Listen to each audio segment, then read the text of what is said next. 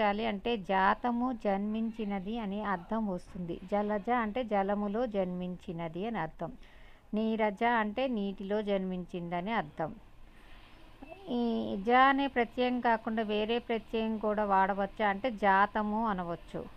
ఆ వారిజాతము, నీరజాతము, జలజాతము, సలిలజాతము, కంజాతము, తోయజాతము, ఉదకజాతము, పుష్కరజాతము, పయోజాతము, ఆంభోజాతము, అంబుజాతము. జాత మాత్రమే కాకుండా ఇంకా ఏమైనా ప్రత్యయాలు ఉంటాయా అంటే భవ, ఉద్భవ, సంభవ అనే పదాలను చేరిస్తే పుట్టినది, పుట్టినవాడు అని వస్తుంది. ఉదాహరణకి జలభవము, జలోద్భవము, జల సంభవము, జలంలో పుట్టినది అని అర్థం వస్తుంది. అలాగే తృతీయ నీరభవము, నీరోద్భవము, నీర సంభవము అని చెప్పవచ్చు. అలాగే రుహ అనే ప్రత్యయం చేర్చచ్చు. రుహము అంటే పెరిగేది. అయితే వారి రుహం